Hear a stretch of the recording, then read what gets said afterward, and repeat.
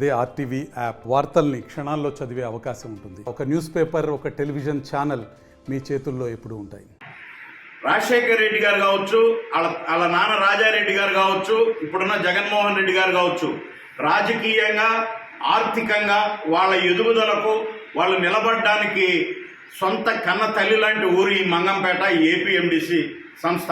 అటువంటి ఏపీఎండిసి సంస్థను కూడా దాదాపు 7,000 కోట్లకు అమ్ముడు పెట్టినారంటే, సూటిగా స్ట్రైట్గా మాట్లాడాలంటే మనం కన్న తల్లిని కూడా తాకట్టు పెట్టినట్టు చెప్పుకోవచ్చు. ఇది అతిశయోక్తి ఏం కాదు. ఎందుకంటే ఏపీఎండిసిలో మీరు చేస్తున్న అక్రమాలు ప్రతిరోజు మేము ఇక్కడ స్థానికుల ద్వారా మా అన్నలు ఇక్కడ ఉన్నటువంటి పెద్దల ద్వారా తెలుసుకుని అనేక సార్లు విమర్శించాం, అనేక సార్లు మీ దృష్టికి తీసుకొచ్చాం. మీడియా వాళ్ళు ఎన్నో రకాల కథనాలు, కానీ మీకు నిమ్మకు నీరెత్తినట్లుంది.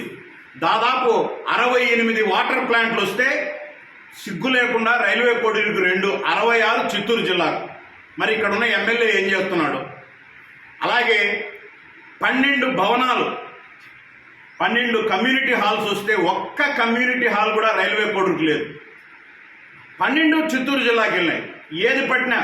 తర్వాత ఉద్యోగాలు, ఇక్కడ స్థానికంగా ఇల్లు ఇచ్చి భూములు కోల్పించి వాళ్ళకు వన్ టైం సెటిల్మెంట్ మీకు రాయిస్తాం, లేదంటే మీకు భూములు ఇస్తాం అని చెప్పిన వాళ్లకు ఇంతవరకు ఉద్యోగాలు రాలేదు. కానీ పొంగనూరు నుంచి వచ్చి చాలా మంది చేరున్నారు. మరి రైల్వే కోడూరు మంగంపేటలో చదువుకున్న నిరుద్యోగ యువత పరిస్థితి ఏంటి?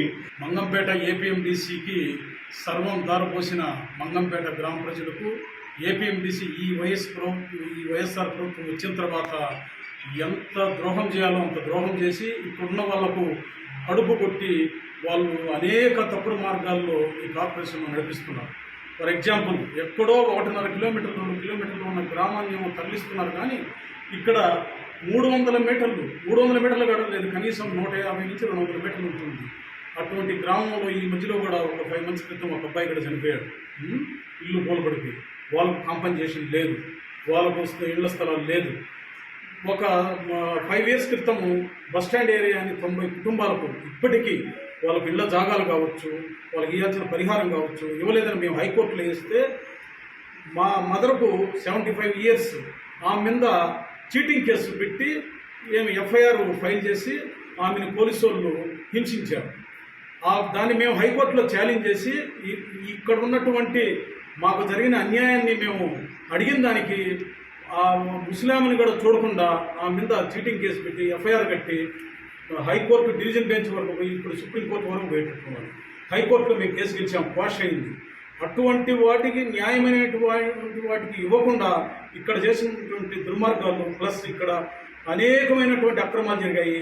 రేపు మరిన్ని వీడియోస్ కోసం ఛానల్ ని సబ్స్క్రైబ్ చేయండి. లేటెస్ట్ అప్డేట్స్ కోసం వాట్సాప్ ఛానల్ ని ఫాలో చేయండి.